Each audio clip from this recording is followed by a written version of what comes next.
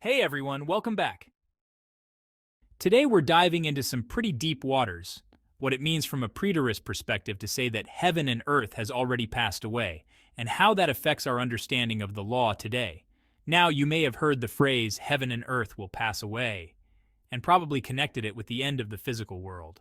But what if, instead, it's about the end of an era, the end of the old covenant system symbolized by the temple in Jerusalem?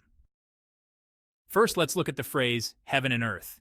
For ancient Jewish culture, the temple in Jerusalem was more than just a building. It was the center of their universe and the symbolic connection between heaven and earth. The inner part of the temple, the Holy of Holies, represented God's dwelling place, where heaven and earth came together.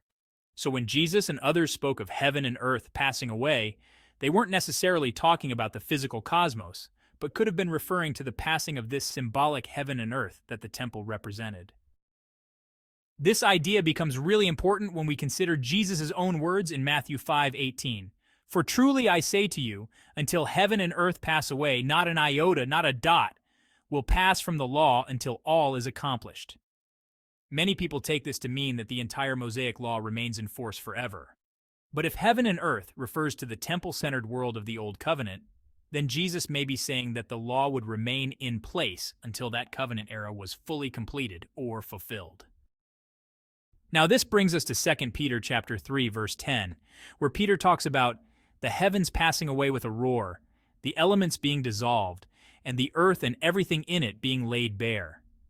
Many people assume this refers to the destruction of the physical universe, but the preterist perspective sees it differently. The word translated as elements here comes from the Greek word stoicheia, which is often used in the New Testament to refer to the basic principles or foundational elements of the world, specifically the Old Covenant law system.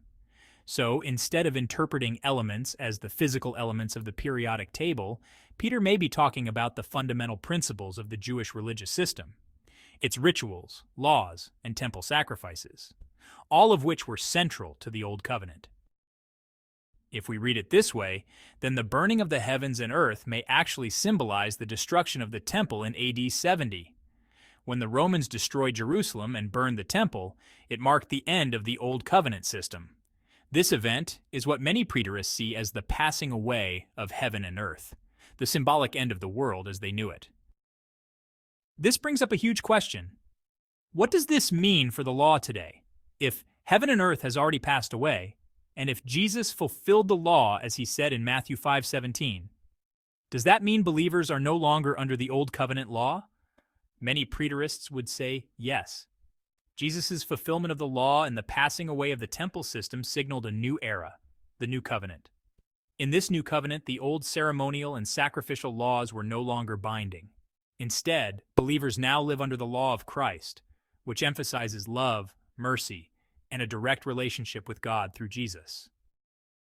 So here's what it all boils down to. When we understand heaven and earth passing away as the end of the temple-centered Old Covenant system, it changes how we see 2 Peter 3, the role of the law, and even our identity as believers. We're no longer bound by the Old Covenant laws and rituals that centered on the temple, because that heaven and earth has already passed away. Thanks for watching! I hope this gave you some new insights into the preterist perspective.